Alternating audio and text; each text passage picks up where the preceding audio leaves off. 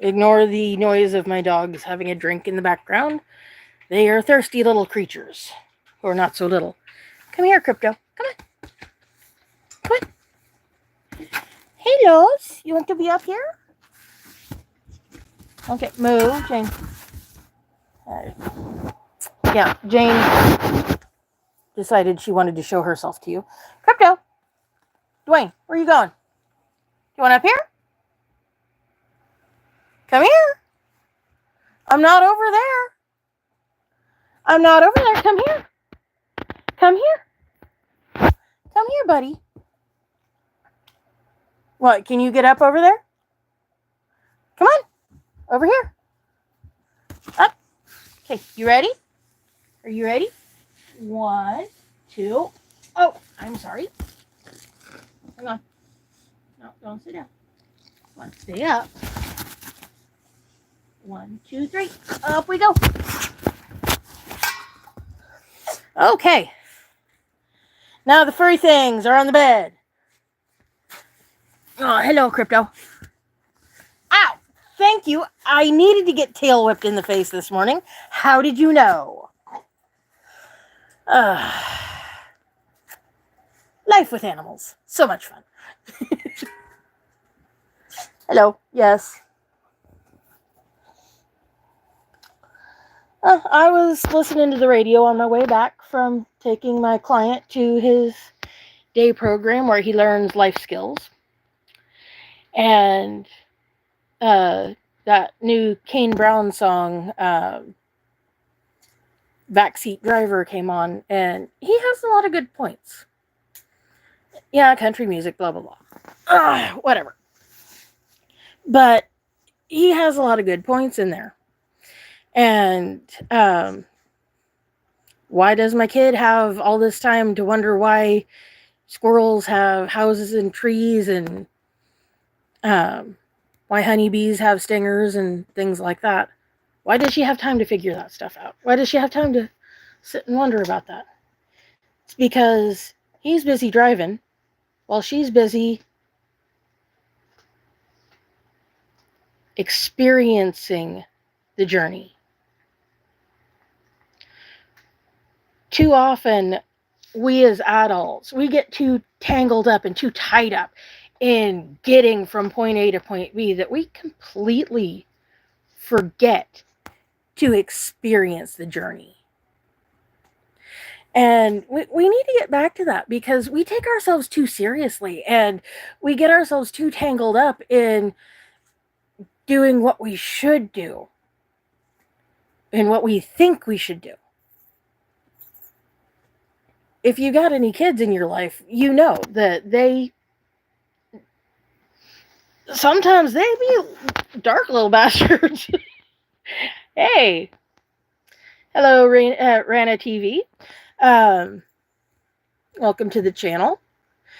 But yeah, we're being deep this morning. But yeah, kids, they live life unburdened by what should I do? What am I supposed to do? Thank you, darling. I appreciate that. That helps push these videos out into the wider audience. The algorithm loves it when people like and subscribe. I also love it when you share, because what I talk about here is simple stuff, but it's important. It's deep. It's very simple, but it's something that we forget sometimes. Things like enjoying the journey, being part of the journey. Not just being the person that's driving the car, trying to avoid hitting the other car on the other side of the road, or when you're changing lanes, hitting the car next to you. I mean, yeah, that's important stuff too. But enjoying the sun, enjoying the clouds, enjoying whatever is going on outside your car. And yeah, the idiot that almost sideswiped you, but hey, that's part of life, and that's part of driving along in a car. But kids, they have all of the time in the world to sit and think about things. And sometimes they come up with some very deep things. I mean, they're not rocket science for the most part, but I mean, it's very well thought out. I mean, next time you're hanging out with your 3-year-old daughter, cousin, friend, kid, whatever, ask them why they like the color of crayons they do. What color do you like? Why do you like it? Why do you like crayons?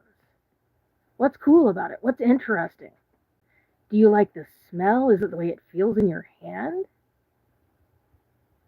I've had some very deep conversations with 3-year-olds. And yeah, you're like, what does a 3-year-old know about the world? You'd be surprised. I mean, things that we as adults we don't think about. Why do you like Play-Doh? What's appealing about it? Is it the smell? Is it the way that it feels?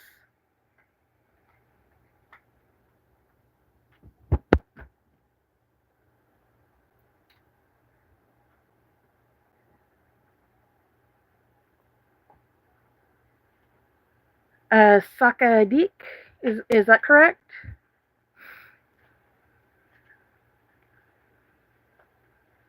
Ooh, we've got French speakers. That's a first. I guess I'm hitting the right time of morning for to get some interest from Europe. Hooray! But yeah, kids, they're fascinating people, and I mean, just have some conversations with them. I know I get a lot of, I don't like kids. Kids are weird. Well, yeah, kids are weird. Kids are very weird, and they're very deep, and sometimes they're really bloody dark. But they have thoughts. And they sometimes what they're thinking about will surprise you. Some of my nanny clients from 6 or 7 years ago, they're teenagers now. But we were riding along in my car after I'd picked the older one up from his preschool and heading back to their house. Not a very long journey, 10-15 minute trip. They're in the back seat in their car seats. The younger one starts singing her version of Row, Row, Row Your Boat. And then brother comes in with Row, Row, Row My Boat, Crushing Nora's Dreams. Okay, that went dark really fast. I mean, and we're talking a 4-year-old. This came out of the mouth of a 4-year-old. So yes, kids are dark, but they're also very interesting little people. And yeah, let's climb out of being all full of ourselves, because I mean, we're not any better. None of us is any better than anybody else, really. When you strip all the money and all the schooling and everything that makes us think that we're something. Yes, Jane, she's enjoying Chewy very much. Yes. Jane, do you like your Chewy? Is it tasty? Yeah? Oh, apparently it's very tasty. Meanwhile, Crypto's enjoying being a dog on the bed. Yeah. But yeah, it's like my dogs, they don't take life too seriously. Although Chewy's that's serious stuff. Yeah. That's super serious stuff. I mean, Jane thinks Chewy's her life. Chewy's make the world go round. Hello.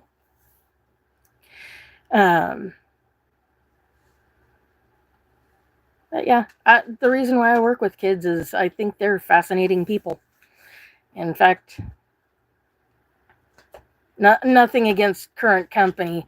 I like kids better than better than I like most adults, quite honestly, because kids don't get all tangled up in what you should do, what you could do, what's right, what's wrong. They'll You ask them a question, they'll give you an answer, and they don't think about whether or not it's rude. It's just they're going to answer the question. And I love that. I love that pure honesty. I love that I'm not going to get wound up on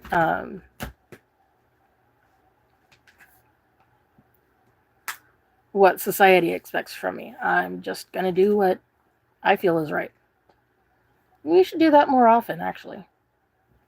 I'm in the Kansas City area on the Missouri side. I work on the Kansas side, which makes tax season so much fun.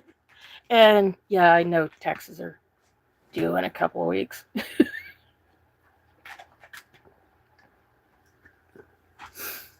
Yeah, taxes are due in a couple of weeks, and I haven't even freaking started. And given that I'm self-employed and I run my own business, that's a bad choice. I should have started 2 months ago, but I didn't. So, yay! But I'm not much of a fan of money, running numbers and money and all that.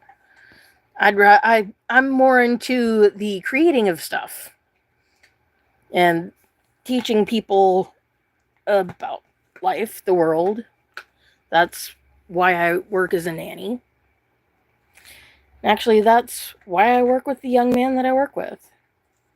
He's going to be 21 in October, and he's very pure.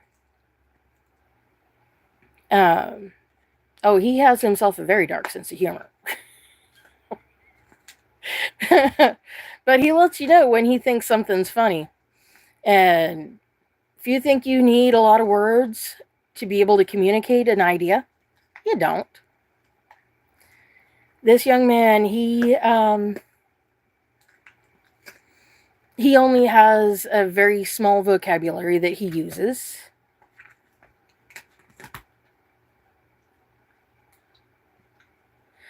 Oh, I'm so sorry, Time Pass. That is very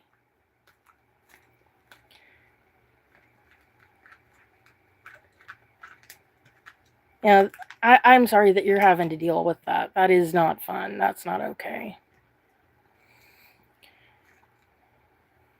I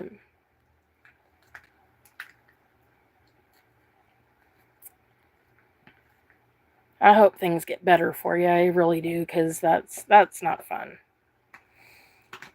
I had a rough week last week. My mom had her pacemaker put in, which I know that's a routine procedure, quote unquote, and it's a fairly minor surgery, but it's still surgery, and she's 77. And so, as her kid, I got a little stressed about that. And I also got a little stressed about a court thing that my husband had that, well, we knew nothing was going to happen. We knew it was going to be a nothing burger on that day, but the two things happened on the same day.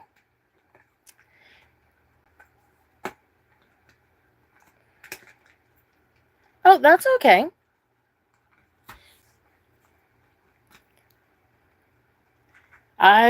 Spanish isn't my first language, and actually, I'm limited to asking where the bathroom is and being able to discuss distances.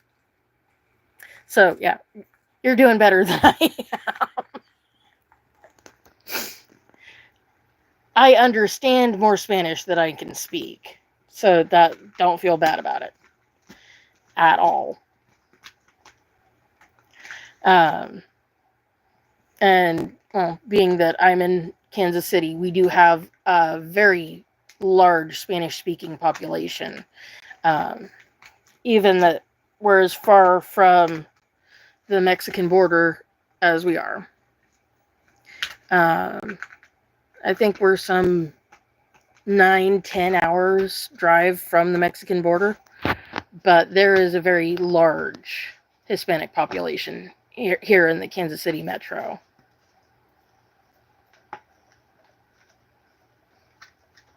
Okie dokie. Well, I'll leave that to y'all to try. I'm not going to. But yeah, don't take yourself too seriously. Well, I see Abdul is making sure that we don't take ourselves too seriously. And Jane tries to remind me to not take myself too seriously. Say hi, Jane.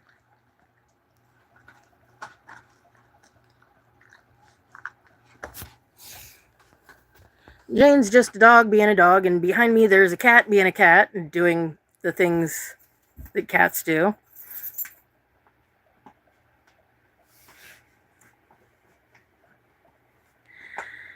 And we don't need to spam the chat, please.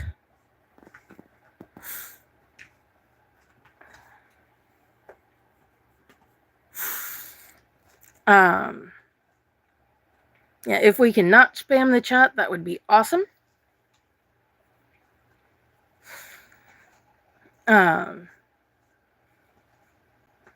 So yeah, I woke up at like 11 o'clock last night. I have been awake since. And it's currently something like, 9:30. Yay.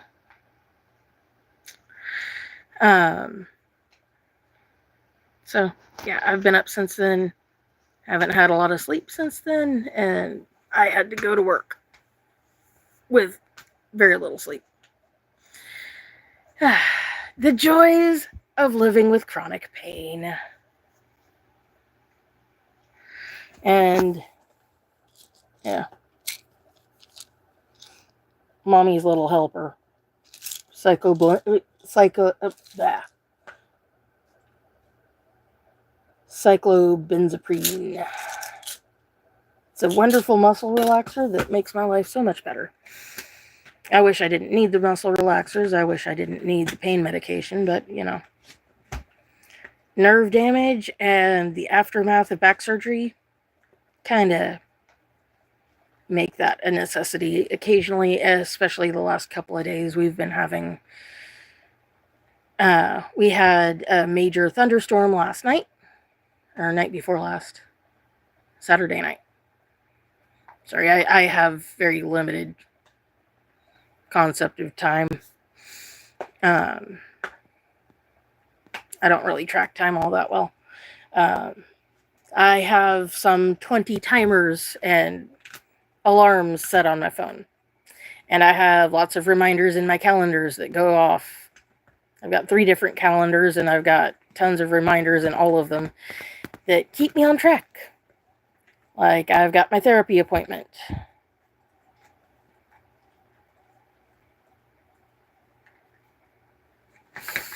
I do believe that time pass. I very much do believe that, because Jane's my service dog, and she is my second service dog. My first service dog was also a black dog. I just like black dogs.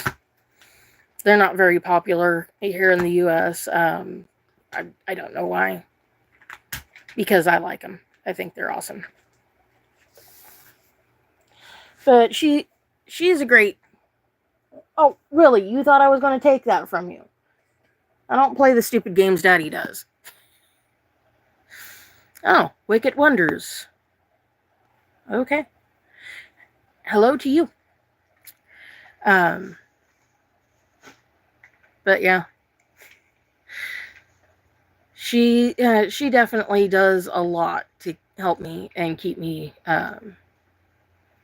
going good. She does mobility support. She also alerts me to when my pain level is spiking, because I don't always know.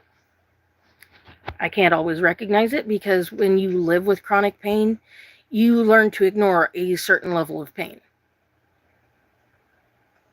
And so I learned a little bit too well how to ignore the pain. So sometimes I'm not aware when my pain level is rising. And so about, let's see, I got my first service dog in 2009. And I had her right up until September of 2022, when I unfortunately lost her to spleen cancer.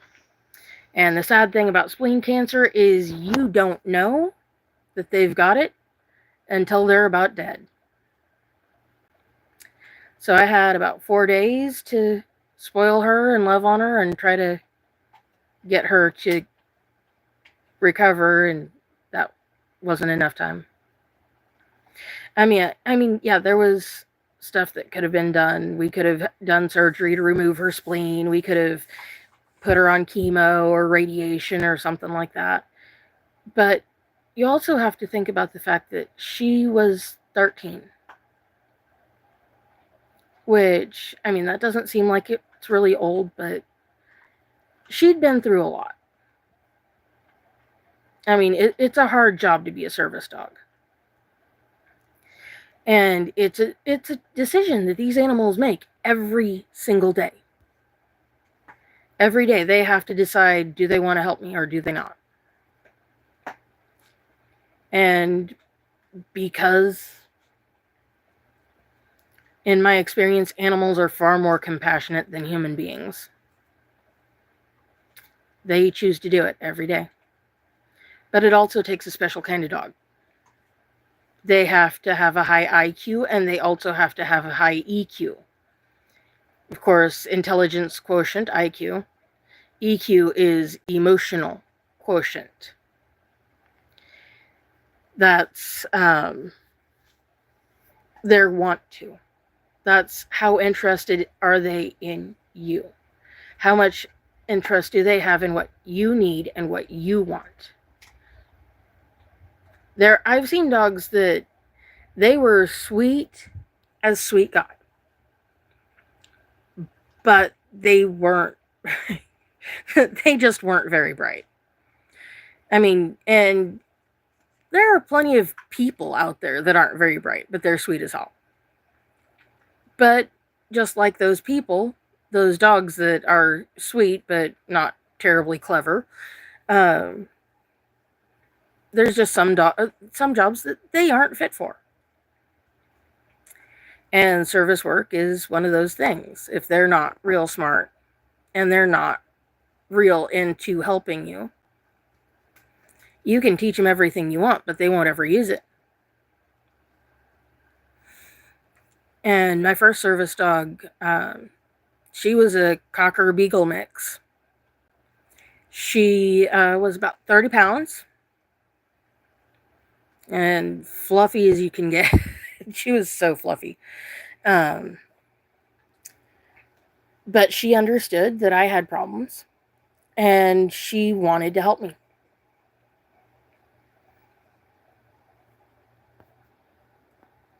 Oh, Himalayan sheepdogs are cool dogs. They also tend to have a high IQ. But she really wanted to help me. She knew that I struggled. She figured out what I struggled with. Again, not something that I can teach her, because the problems that I have are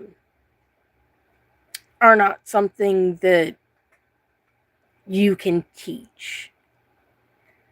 I mean, how do you teach a dog to recognize that your pain level is spiking? I mean, that's just something they have to figure out. And they have to go, okay, that's not normal. What do I do about this? Because that's not normal, and she needs to know. Because they are, as I'm sure you can vouch for, Time Pass, they are very good at noticing when we are having a problem. And they want to tell us. They want us to know. Just like if they were dealing with another dog, communicating with one of their own species, that's simple. But figuring out how to communicate with us, that's a little bit more challenging because we have to figure out communication across species, and sometimes humans are a little stupid.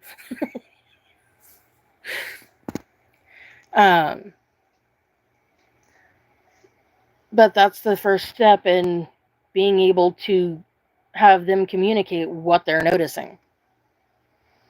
And the way that Ember would do whenever she noticed that I was having a problem is, and all she did was alert, because she wasn't big enough to do mobility work. She wasn't big enough to do a lot of the things that I need now. But my needs at the beginning were very simple.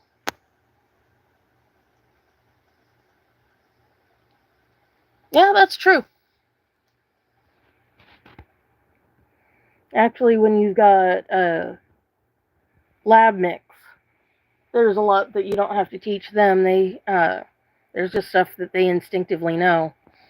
And I guess Ember, because she was two different types of gun dog, she just instinctively knew that there was stuff going on with me that was not normal. And it was just teaching her how to tell me when she saw something that I needed to know about. And at the beginning, it was very simple. It was, I needed to know when my pain level was going up. Because when my pain level spikes, I need to be able to take pain medication before it gets too bad. I need to take my muscle relaxers before it gets too bad. Because I can lock up and I just get stuck in bed. It's my least favorite thing in the world. Because that's just very helpful. But what she would do is she would get my attention, make sure that I understood that I was having a problem that I needed to fix. And then she would accompany me to go get my medication, go get something to drink, and then we would go and we would lay down in my bed and she would stay with me until the medication kicked in. Because, sorry, is that better?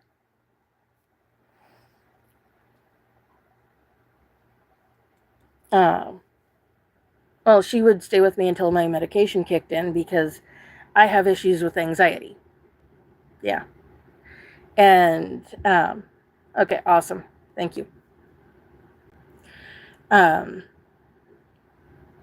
the fun thing about having anxiety and also living with chronic pain, if it's spiking real bad and real fast, it can trigger my anxiety. Yeah. Having an anxiety attack while you're having your pain level go wonky, that's not good.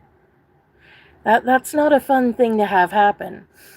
So what she would do is she would lay there with me and convince me to keep petting her until the medication kicked in, and once the pain started to resolve back to the level that I'm accustomed to where I can just ignore it, then I was okay. And the way that prescription medications, pain medications, that kind of thing, anything that may cause dizziness or drowsiness, for me, yeah, that's night time.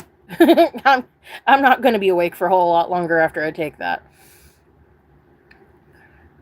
But she'd wait until the medication was taking over, and then she would just stay with me. That's challenging because where my problems are is I have nerve damage in my right leg. And if I push it too far, then the nerve will just stop sending signals to my foot. And that was the other thing that Ember learned she needed to do for me, was if I walked too far and I was about to exceed what my body could do, she would make me stop, and then she would make me go back to the last place she remembered for me to sit down. I never taught her how to do that. She figured that out on her own. Well, I mean, it is what it is. I've found some over-the-counter stuff that helps. A lot of it's herbal remedies, which in my country they favor prescription medications over anything that you can get over the counter. They want you to go to Big Pharma. And yeah, there's things that Big Pharma is great for. But I don't do well with a lot of the synthetic stuff. I really don't. It doesn't. Yeah, it fixes the problem, but it creates about 10 other problems. Whereas herbal remedies, natural supplements, things like that, there are no side effects because it's what God created. And God didn't make things that will harm us. I mean, yes, anything in too great a dosage can be harmful. And some things, they weren't meant for us to eat, like the things that are poisonous to us. But what's funny is something that's poisonous to us, other animals can eat without having any side effects at all. So that thing exists for something. It may not be for me or for you, but it's there for somebody.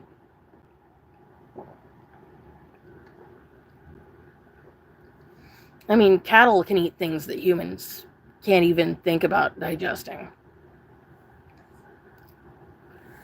And they don't even, it's without a second thought. I know some.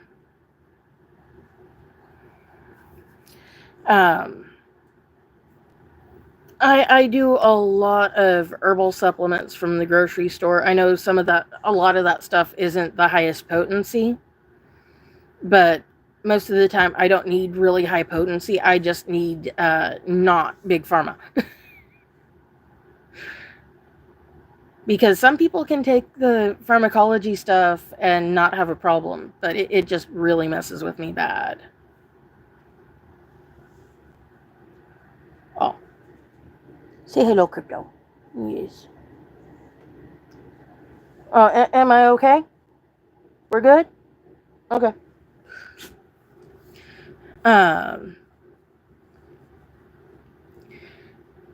Yeah, Crypto was just making sure that I was okay. He's my husband's service dog, but my husband's at work right now, so.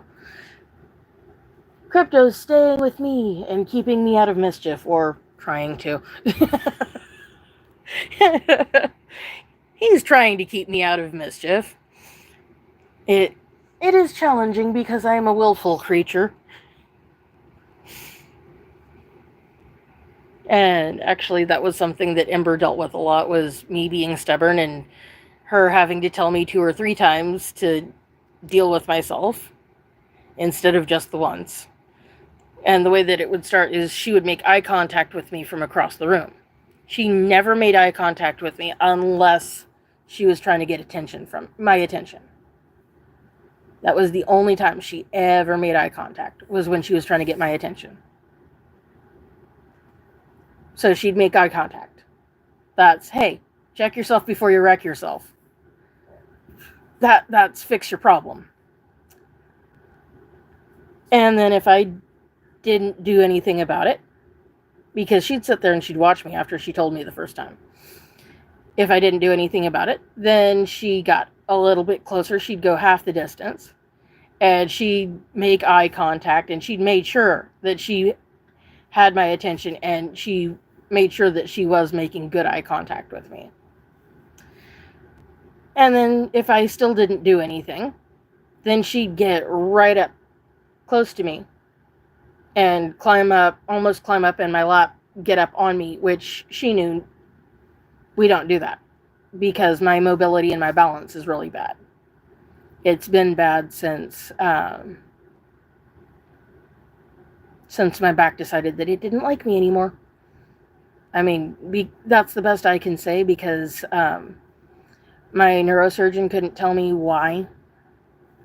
He just said, well, it happens sometimes. Oh, that's lovely. So we don't really have a why as to what happened. We just know that the 2 discs at the base of my spine failed, and they compromised my sciatic nerve long enough to cause permanent damage.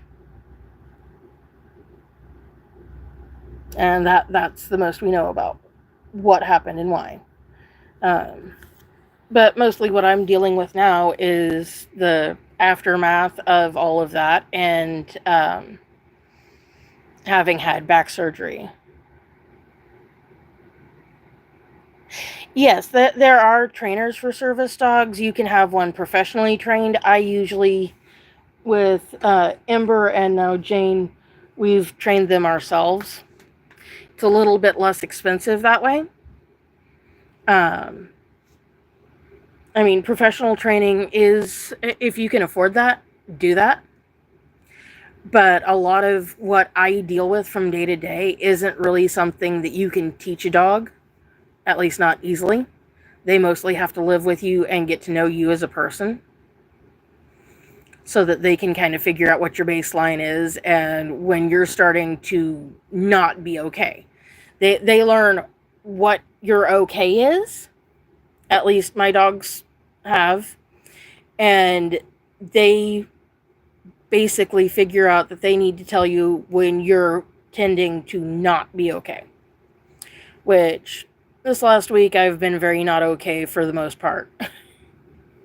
It's like, I've spent most of the week in bed when I'm not at work. And the last week or so, I've only been working 2 or 3 hours a day. I haven't even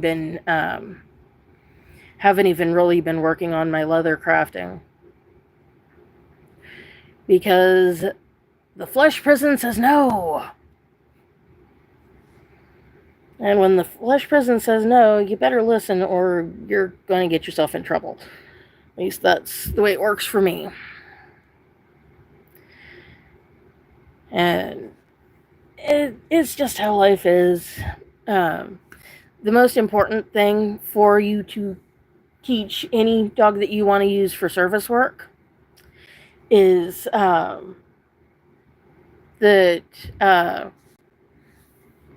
if people are eating, we don't ask them for their food. We don't look at their food. Their food isn't for us. And to teach that, you don't feed them when you're eating. They eat their food. And yes, we do feed table scraps. But they get their, whatever is left over from what we're eating, they get that well after with their food. So we don't feed them when we're eating. It's the people eat, and then the furry things eat. That is the best and the fastest and the easiest way to teach that we don't ask for a person's food while they're eating. The reason why that's the most important thing to teach them is if you plan on taking them into a restaurant, it's just not good to have them begging for food at the table while you're trying to eat. It's not socially cool. And it's bad manners for a service dog. What a service dog is for and what they're supposed to do when you're out in public is, according to the law in the U.S., I don't know what the law is outside of the United States, but the law regarding service dogs in the U.S. is that they are the equivalent of a live medical device. So where my cane can go, where my inhaler can go, where my pill bottle can go, Jane needs to also be able to go. And for her to be able to do that, she has to have exemplary behavior. She has to not. She has to know not to misbehave when we're in the grocery store.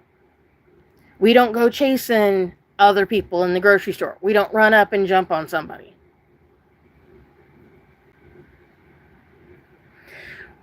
We don't. There's things that we just don't do when we're out in public. I mean, if we're at home, a dog can be a dog at home. They can be off duty, but they can also still do their job.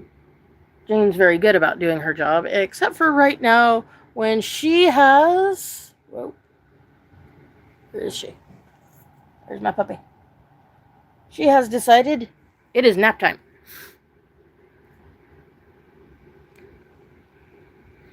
How I trained Ember was when she was a puppy, I took her out in public. She didn't know anything about what strangers were. All she knew was the other people that we met were potential friends. And that's really what you want in a service dog, is they're not afraid of other people. They're not afraid of whatever devices you use. If you need mobility support, if you're in a wheelchair, if you use a cane, if you use a walker, they need to learn that that thing is just there to help you. It's not scary. It's not going to hurt them. And the easiest way to teach that is expose them to it when they are very little. I started exposing Ember to that stuff when she was about 4 months old. After we had all of the good behavior things, sit, stay, come. Once we had the learning basics out of the way, that's when teaching her the more advanced stuff came in. And I mean, that's when we started going out in public. That's when we started going for walks, because I've been living with this since 2003. I got Ember in 2009.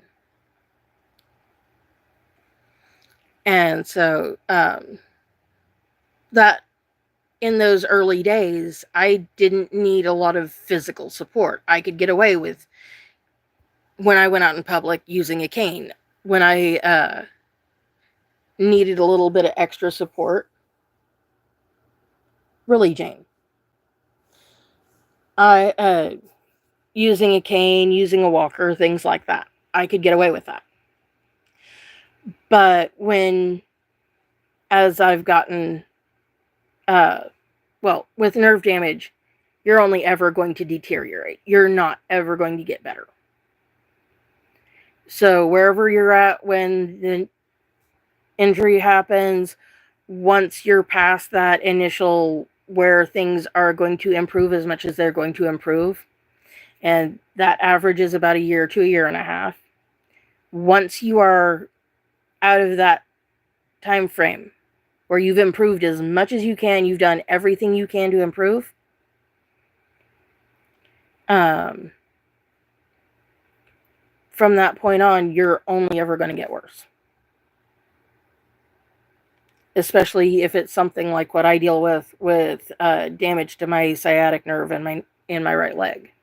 I mean, your sciatic nerve, that is the nerve for your leg. That is the nerve that runs your whole leg. It's the thickest nerve in your body. Yes, she has to be. They have to be very good canine citizens to be out in public and do what they do with me in public. It is super important. I mean, if I took her out in public and she got unruly, that gives all service dogs a bad name. That people who try to pass off their pet dog as a service dog, which that is a thing and that does happen, that makes legitimate service animals. It just puts that question in there. And none of us who actually need a service animal needs that question added in there. So to have a legitimate service dog that is misbehaving, and yeah, that's those things, chasing other people, chasing other animals, which if you're just out in the grocery store around here, you're not going to run into a lot of other service dogs, but you might when you go to a doctor's office, especially if you go to a doctor that is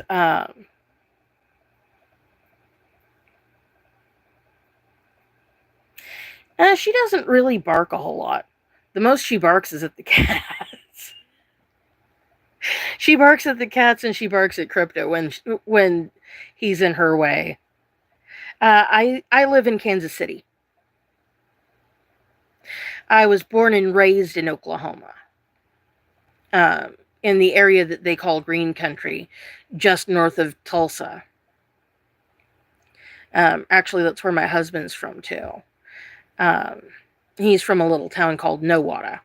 I'm from a place called Bartlesville, which was the original seat of Phillips Petroleum. Well, thank you so much.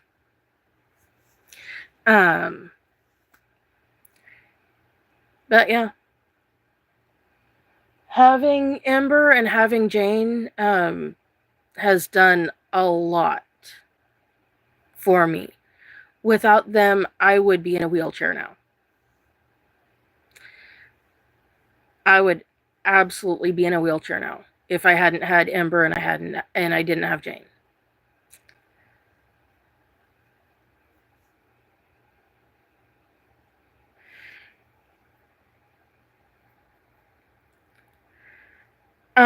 Because of the damage to my sciatic nerve.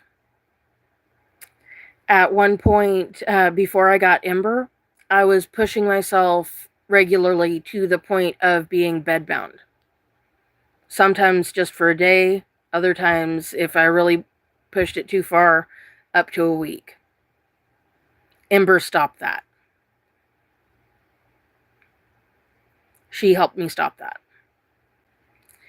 And Jane is continuing on in that work. I actually, I don't know how they stop that. Is I have trouble gauging my pain level. I have my base pain level, which is, well, for most people that would be 0, but for me it's 5 on the pain scale.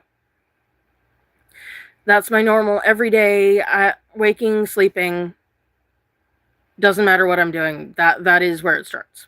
That is 0 for me. Is a 5 on the pain scale. And when you live with chronic pain, you learn to ignore that normal every day.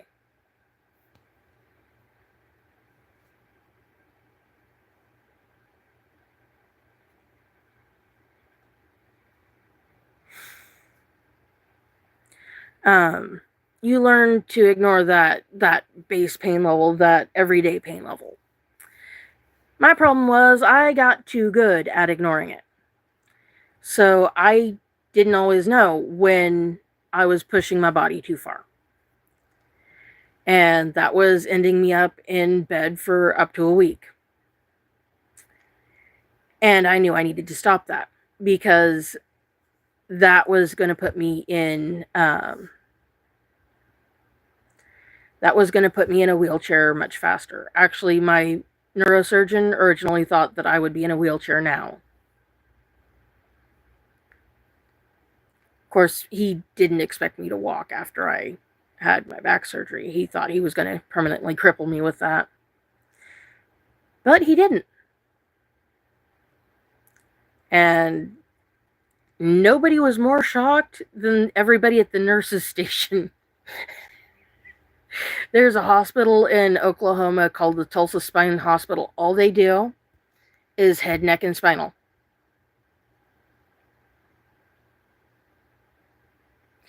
And by the end of the first day after surgery, I was doing laps of my wing of the hospital, the spinal wing. And for somebody that wasn't expected to be able to walk at all, I was blowing it out of the park. And so nobody expected that out of me. Nobody expected me to be able to get up out of bed and walk. But I did. And now the goal is to keep walking for as long as I can.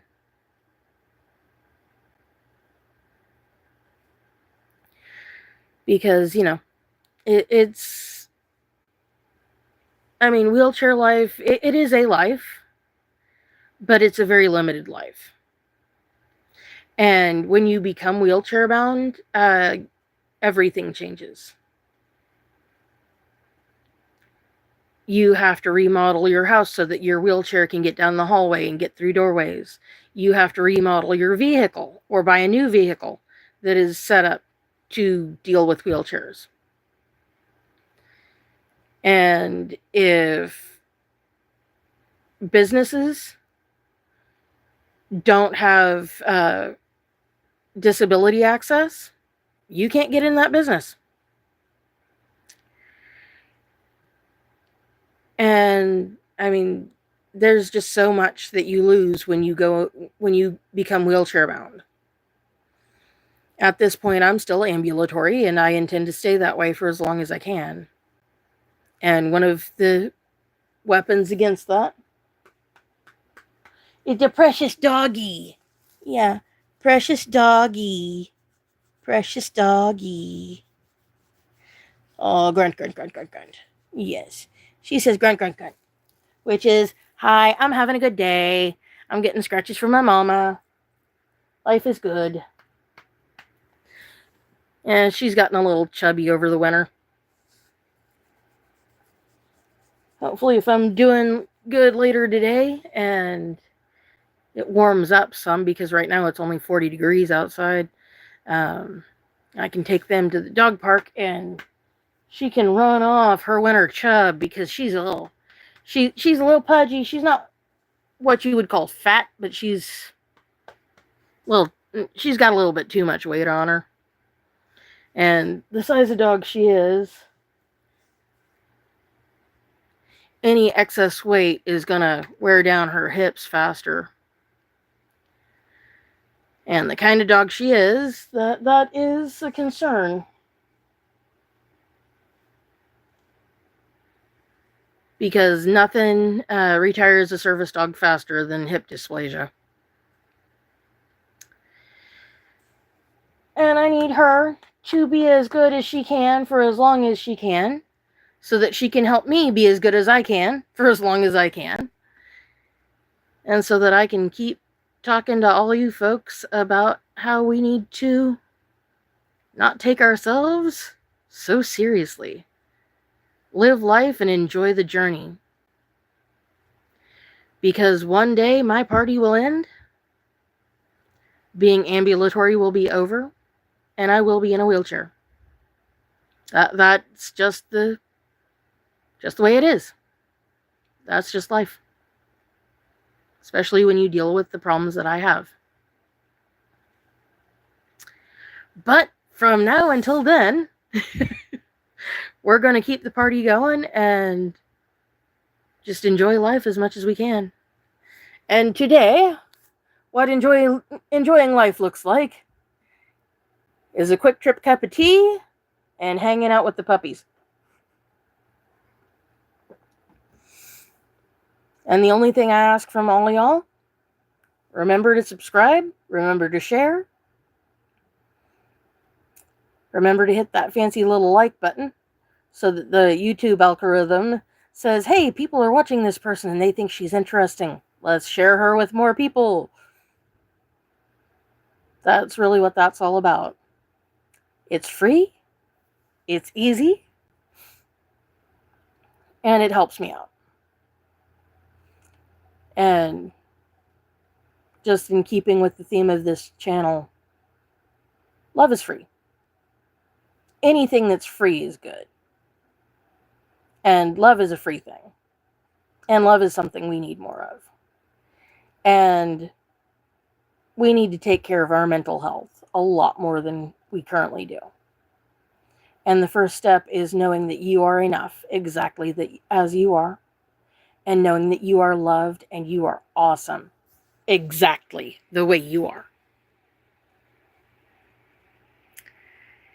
And yeah, I'm one tough chick, but there are so many other tough chicks and tough dudes out there.